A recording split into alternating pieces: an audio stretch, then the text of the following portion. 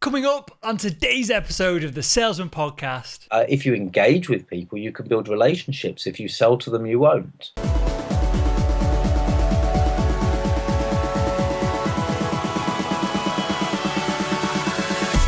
Hello, Sales Nation. I'm Will Barron, host of the Salesman Podcast, and welcome to today's episode. On today's show, we have Andy Lopata, and we're talking about referrals and networking online, offline, the benefits and the problems with both, and then how to get referrals that actually end up in closed business. Because I think a lot of us spend time getting referrals that go nowhere. It's a waste of time, and we're really missing out on one of the key opportunities to really expand our business exponentially through just asking for help. You can find out more about Andy over at lopata.co.uk. The links of everything we talk about is available in the show notes over at salesman.red. And with that, let's jump into today's episode. Hi, Andy, and welcome to the Salesman Podcast. Thanks, Will. Thanks for having me on. You are more than welcome, sir. So today I want to talk about networking and referrals, and I want to start with an interlude into that, in the internet age, do you feel that LinkedIn is helping salespeople network, or do you think it is a burden? And what I mean by that is, are we spending too much time online with network and connections that don't really matter, rather than being in person and doing it the old school way, which clearly works? Okay, you've started with a multi-level question, or question with many answers. I think LinkedIn, in theory, is a fantastic tool for salespeople, and particularly for generating referrals. I don't think it's a burden, because my experience, the vast majority of salespeople hardly use it at all, let alone effectively to get referrals. It can be a distraction. You can think you're busy on it, but in my experience, most of my clients have got a profile, if that, and they're spending very little time on LinkedIn. So I wouldn't class it as a distraction or a burden. I think it's a vastly underused resource that offers tremendous potential. But the last part of your question is absolutely right, that people, particularly people who are more introvert, perhaps, or more lazy in other cases, let's be honest, are seeing social media as an excuse not to get out there. It's not. It's a tool that complements face-to-face relationship building. But you can't build relationships to the same depth purely by exchanging clicks and interactions online. You need to see the whites of people's eyes. Can we build a relationship really at all by just following and essentially, I hate the words, but social selling? Because I'm not convinced of that. And I know from my experience of doing the podcast, for example, there's people that I quote unquote social sell to. And until I have them on the phone, until I have them on the show, I've no relationship whatsoever in the grand scheme of things. Is it overemphasized, perhaps? Well, I just think you've missed the magic word, and that might be the bottom line, and a lot of people do, and that's engagement. Mm-hmm. If you engage with people, you can build relationships. If you sell to them, you won't. You know, if someone walks into a shop and a salesman says, "Do you want to buy this? Do you want to buy that?" You know, as soon as they walk in, they're not going to sell. If someone walks into a shop and the salesman says, "How are you today, sir? Have you had a good day? Where have you been? What have you been up to?" and builds a rapport, we all know that they're more likely to sell. And actually, where people get networking so wrong is they see networking as a route to sales. It is not. Networking is a route to building relationships. Through those relationships, you will sell more, but you don't sell to your network. You sell through your network. So build relationships with people who will shout about you, advocate on your behalf, give you market information, support you, give you referrals, and occasionally buy from you. But it's to sell. The ideal is to sell through your network, not to them. I have never heard of that concept put in, because clearly it is super obvious in hindsight, thinking about how you should be building your network from that perspective. Is this something that people get wrong? All the time. Absolutely all the time, and they get it wrong in the physical world as much as they do on the online world. I start a lot of my talks with my favorite ever networker, and it's an absolutely true story of a guy who came up to a group of us at a networking event, 500 people at this event. He came up to the group of us. We made room for him to join our conversation. He gave each one of us one of his business cards and then walked away. And he proceeded to work the room like that, giving cards to pairs here and groups there, eventually just placing himself in front of the door, and as people came in, giving them his business card. Now, that's an extreme example, but you'll have experienced it. The listener will have experienced, going into a networking event and people coming up and saying, "What do you do?" And if they don't get the right answer, trying to get out of that conversation as quickly as possible. Now, I have a very simple philosophy, and that is, all things being equal, I would much rather you referred me 5 times than bought from me once. Because all things being equal, that's going to be 5 times more valuable to my business. And here's the key. If you trust me enough to refer me 5 times, and if you understand what I do well enough to refer me effectively 5 times, then if you need what I offer, you'll buy from me. But in the meantime, I'm getting more business coming in. Now, it takes patience, it takes time, and it takes relationship building, but you have to decide whether you're in business for 1 week, 1 month, 1 year, or a decade or more. It's about sowing seeds and letting things reap. On that, I think this is a really important point to dive into a little bit deeper. Yeah. Is this something that you see with B2B sales professionals, specifically, that they are in it, whether it's even subconsciously before they think about it, for a certain period of time, whether that be quarterly, whether that be for a year, or I doubt for most people it's probably less than, not beyond that in a lot of circumstances. Is that something that you see and you have to battle with to break that mindset? Very, very much so. Even with entrepreneurs who should be more forward thinking, you find it. But with sales professionals who work in a team, who work for a bigger organization, they're target driven. They're short-term target driven. So you have to change the culture of that team. You have to influence the culture of that organization. One of the first things I say to my clients, and it's a hard thing to say when I'm selling myself, is you're going to see better results the year after you work with me than the year you work with me, because what I'm going to be helping you do is change habits and help you build relationships rather than push sales. If you want short-term results, pick up the phone and cold call. But if you want something sustainable and long-term, start building your network now.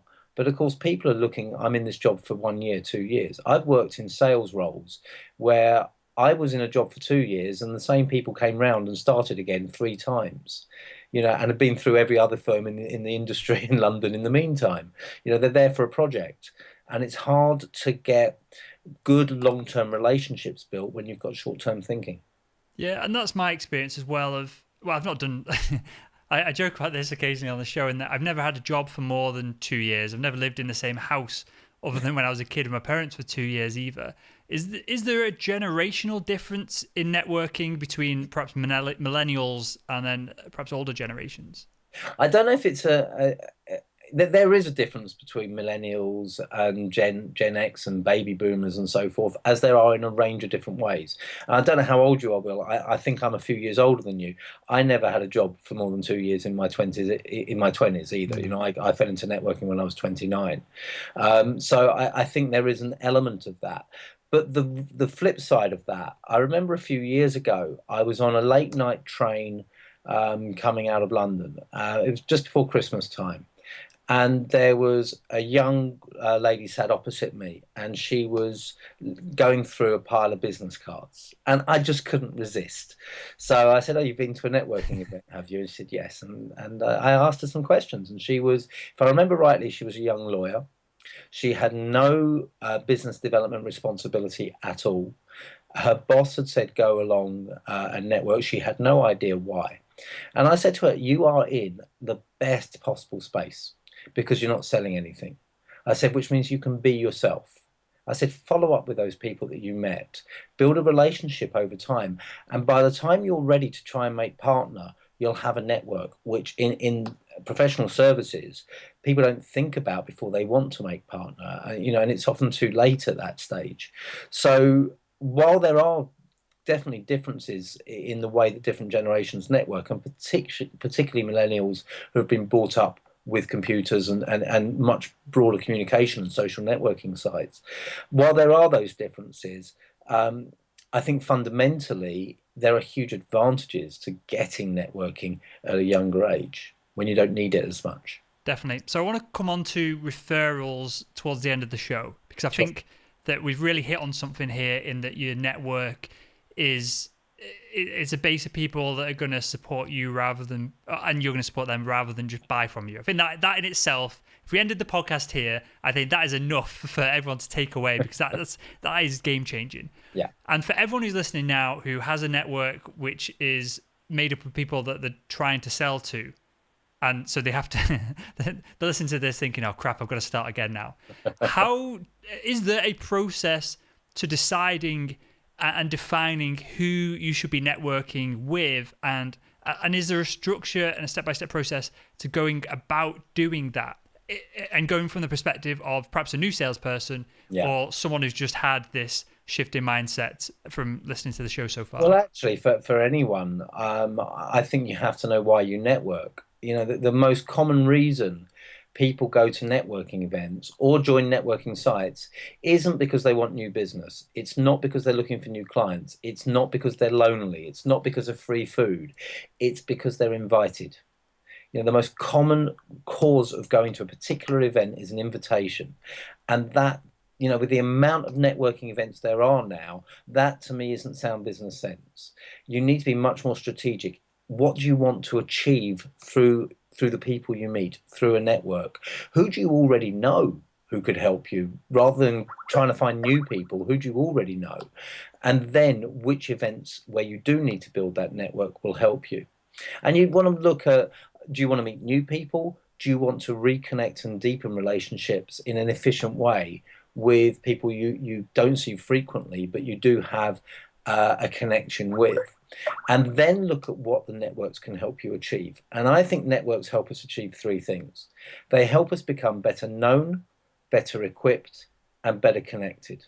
Better known, better equipped, better connected. So, for example, I do a lot of work in the pensions industry. It's one of the industries that I serve. So I identify networks, such as there's a LinkedIn group I'm a member of, and there's another network called Mallow Street that I work very closely with in the pensions industry, where I focus a lot of time on those, and I raise my profile within the industry. I'm a fellow of the Professional Speaking Association. I'm a fellow of the Learning and Performance Institute. Now, those are networks where in the Professional Speaking Association, I find out what my colleagues are thinking, what my colleagues are achieving, what they're experiencing, what ideas they have. In the LPI, Learning and Performance Institute, most of the members and fellows there are my clients. They're heads of learning and development. So I'm finding out what they're thinking, you know, what challenges they're facing, which helps me speak their language. I'm getting other benefits from those networks as well, but my primary reason is becoming better equipped. And a number of your listeners and viewers will know BNI as a good example of a referral network. They meet every week. They don't allow competition because they want you to build robust, deep relationships so that you, and a strong understanding of what each other is looking for, so that you're in a position to refer. So if you understand better known, better equipped, better connected, and you can see how that allies with what your objectives are, you can pick the right networking events for you. And before we come on to the referral side of things, you've mentioned networking events more than other guests I've had on the show to talk about networking. Yeah. Do you feel that they are perhaps like the best bang for buck way to build your network, or you just seem to have been mentioning them? Yeah, and I'm intrigued as to why. It's interesting you say that, because no, I don't. I think they play a role. I certainly think they play a role, and I think they're underestimated. I think I've been giving you my response of my interpretation of what you've asked me, I guess. Going back to a point I said earlier in the last answer, you know, I said have a look at who you know already. When I used to run a national networking group, it amazed me how many people desperate for business came and joined our networking groups when they hadn't turned to their network. You know, you have a network of people in whom you have established relationships. You've invested in relationships, both professional and social.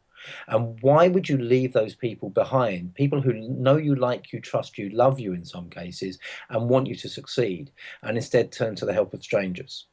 Networking events are a tool in the networking process. They help you meet new people.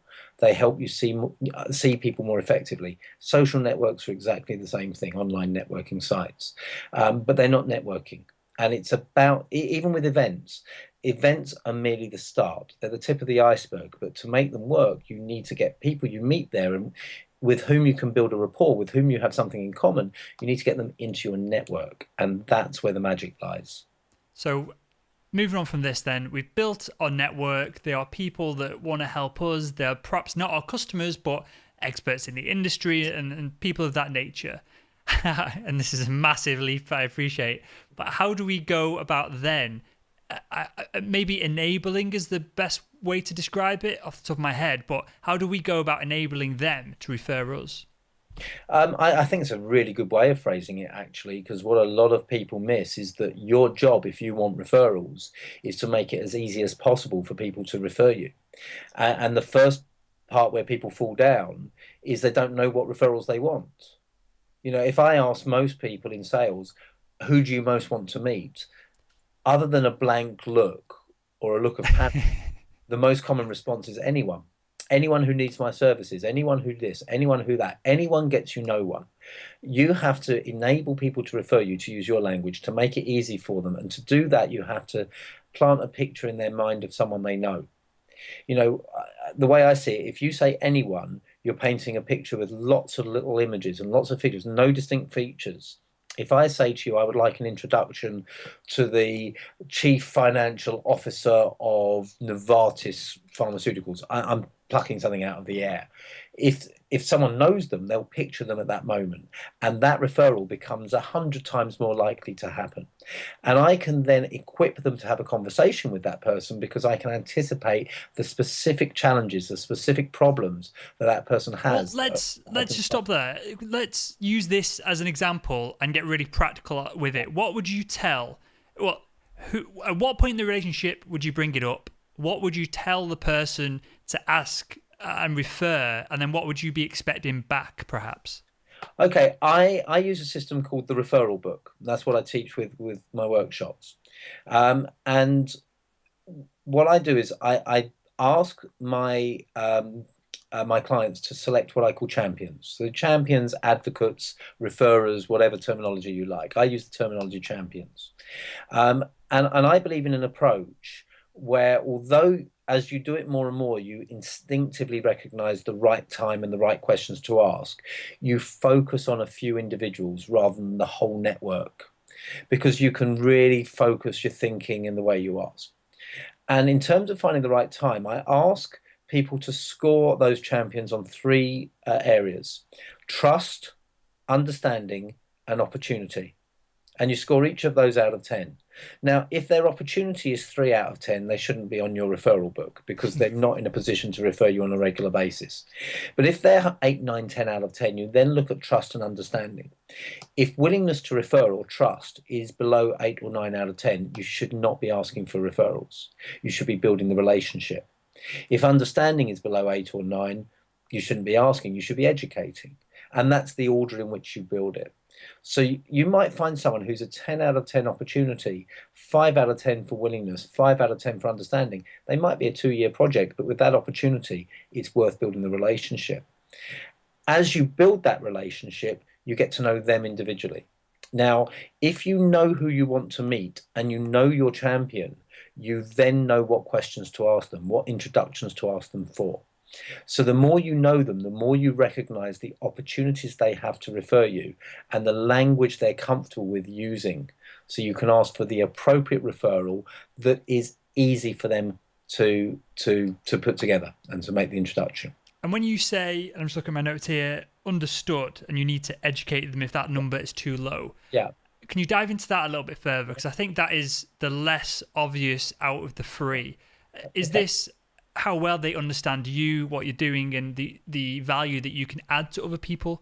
I think a very simple way of putting it is, if your champion while we're having this conversation, while you're sat at the mic chatting to me, if one of your champions was stood in front of a dream person for you to meet, would they recognize that? Would they think of you? Would they know why you'd be relevant to that person? And would they be would they be comfortable having that conversation when you're not in the room?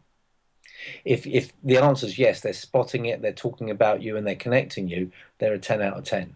If they're having that conversation and they're not even thinking of you and wondering why they are, they're much lower down the scale. That's the easiest way I can see to illustrate that. This is brilliant. So should we be getting our champions and narrowing down and getting deeper, perhaps rather than wider? Should we be then, training is the wrong word, of course, but essentially training them so that they're referring us passively without us having to ask and coordinate it all? I think it's a mixture of both. I think one of the mistakes people make is that they expect people to refer passively. I think you have to ask for referrals. And the more you recognize the right opportunities, the more you can ask for them. Do not assume people know when to refer you and who to. But at the same time, the more you educate your network, train them, to refer you, the more they'll recognize opportunities off their own back. There's a two sides of it. So there's me knowing that I want to do business. Let's use that Novartis example. There's me knowing I want to do business with Novartis and recognizing people in my network who are in a position to refer me and asking for it. Equally, there's people in my network knowing, let's say that I do work with, well, let's keep Novartis or pharmaceutical industry generally. Knowing I work with pharmaceutical industry, I have no idea at this moment that they are in a meeting with someone from the pharmaceutical industry, but they recognize it. So you need both sides. Good stuff. And to just wrap this part of the show off, yeah, I think this is important as well, and I'm intrigued to your answer in this one. What is the perfect referral? Is it for someone to ask the colleague or whoever it is? Yeah. Is it for them to ask whether you've got to get permission for you to ring them, or is it for them to give them your details and they ring you? Is it an email exchange? What's the perfect referral for you personally? You had it first time. When you say I ask someone to call you as a referral for you, I'm not referring you, I'm recommending you, and you have no control. So if I ask someone to call you, if they don't call, you might not even know it's happened. But even if you do, you have no permission to follow up with them. The ideal is that someone has a need for what you offer.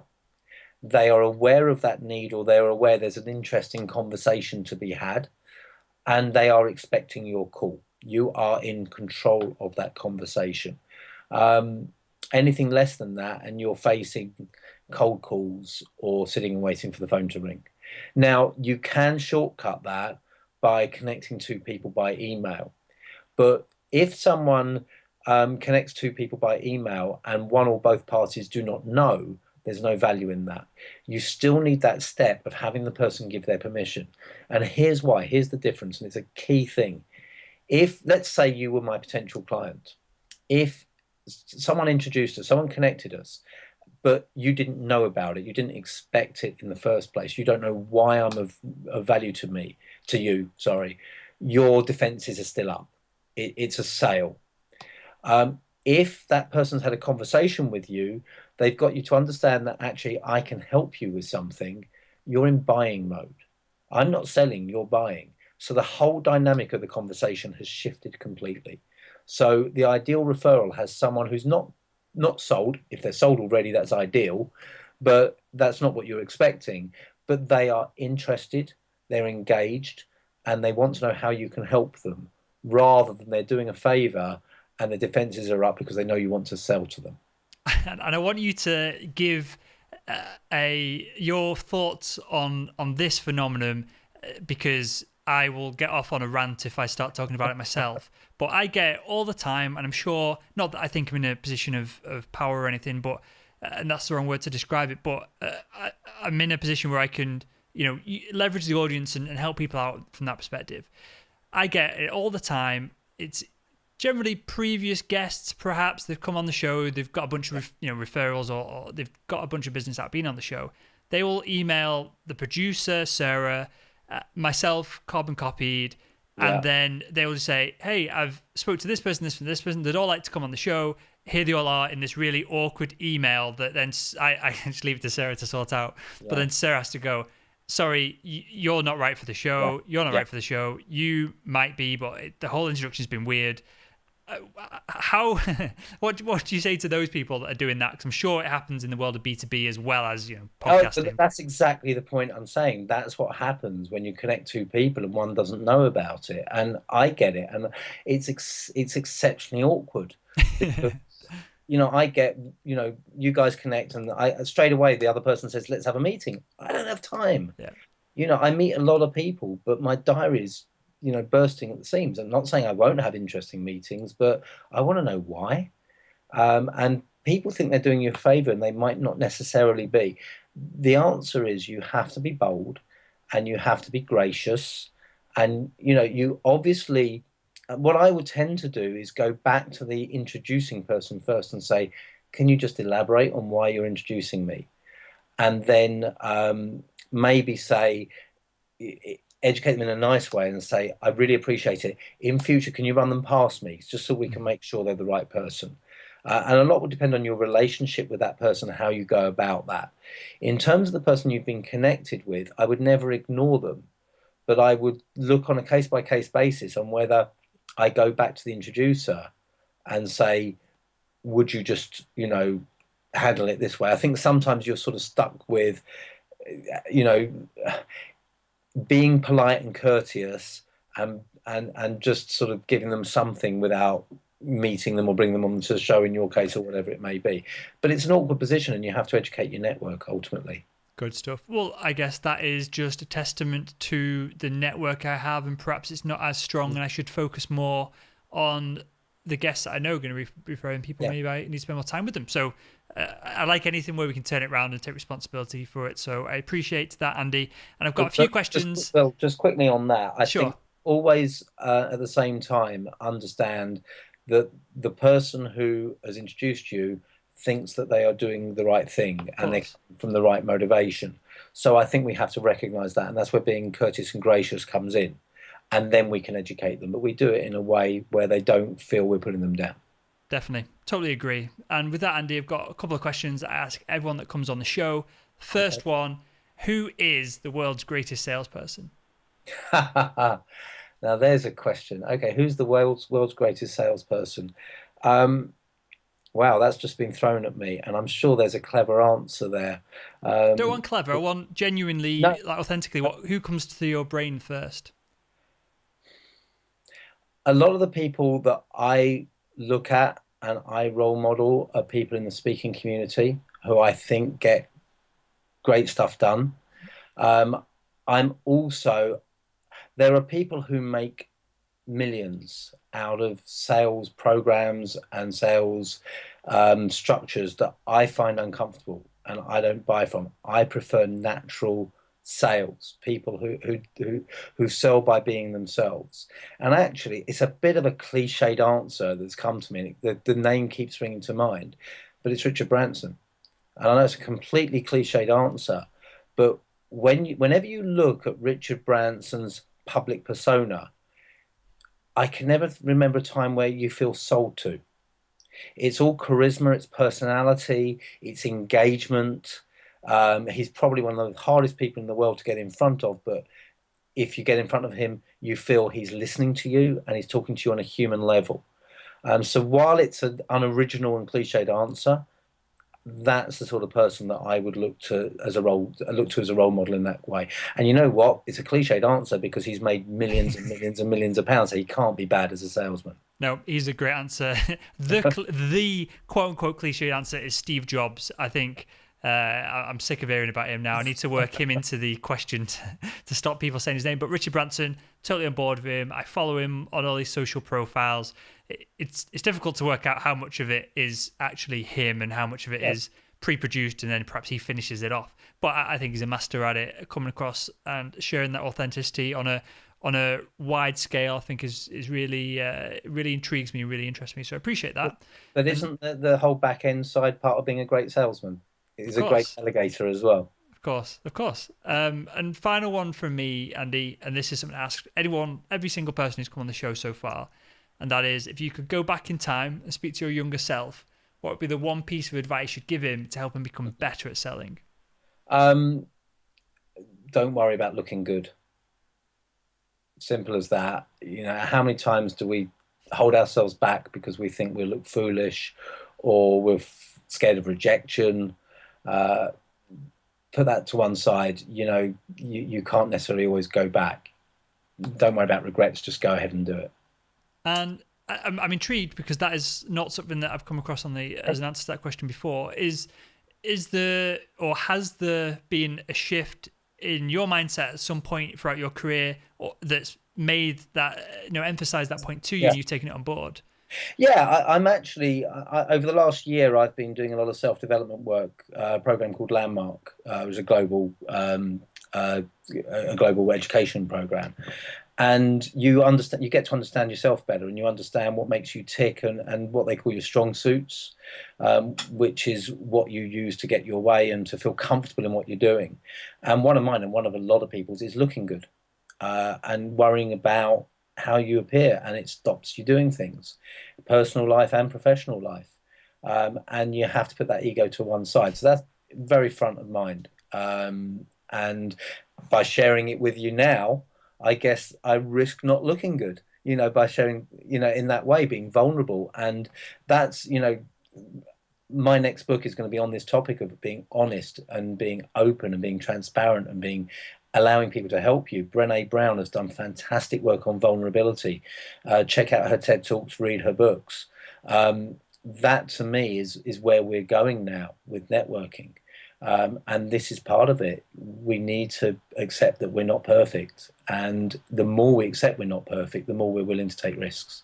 I love it. And that's the answer I was hoping for then, Andy, and the reason I asked you to dive in more detail into it is because I think and tell me if you agree, I think we're at the end of this corporate salesperson where it talks a bit more like this when they're on stage or in front of an audience doing the sales pitch. Because salespeople are just people, and it's something I'm really passionate about. Driving home to our audience that you're always going to outperform the horrible, short back and sides salesperson who is just repeating the marketing information. If you could be authentic, if you've got a real interest in the product and in the industry, and you are capable of communicating that, and communication might be key to all of this. But I'm really passionate about talking about it, and that's why I dove into it more with you. Well, you're spot on, and I've got to a good position in my career as a speaker, and hopefully people like me as a speaker at conferences and so forth. And I'd like to think I'm towards the top of that profession, not at the top. There's ways for me to go, but towards the top. But at the same time, if you ask me to speak on behalf of a product I don't know, I don't believe in, read from a script, I couldn't do it. As far as I'm concerned, I couldn't do it. I could probably do a job, but it wouldn't be me. It wouldn't be authentic. So I completely agree. You have to believe in what you do and be yourself and be human. Amazing stuff. Well, Andy, to wrap up the show, I want you to tell us where we can find out more about you, and then tell us a little bit about the speaking as well, as you've mentioned it, because I know we've got a lot of sales management leadership in the audience, and clearly networking referrals is key to them. Yeah, well, in terms of finding out more, and there's loads of video on my website and even more on my YouTube channel.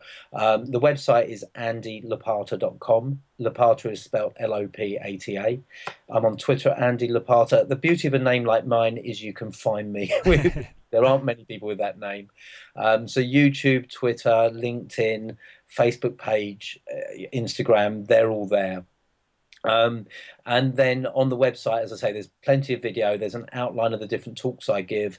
I do a keynote talk on how not to get referrals, looking at all the mistakes that are made, and then more in-depth work on correcting those mistakes and putting something positive together. And then I do a lot of work on networking beyond that, from what's your networking strategy, how do you use social networks effectively, and how to work a room or make the room work for you.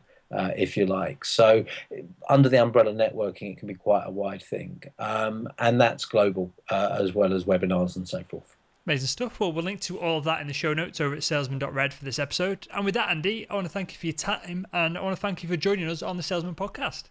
Will, thank you very much for having me. It's been a pleasure. And there we have it. Thank you, Andy, for coming on the show. I appreciate it. Thank you, Sales Nation, as always, for tuning in and sharing your attention with me. And if you haven't already, you should check out Tony's episode. It aired yesterday, and it's all about essentially how you can keep your job moving forward in 5 years' time when 22% of all B2B sales professionals are going to be gone, disappeared, and a whole lot more. So with all that said, I'll speak with you all again on tomorrow's episode.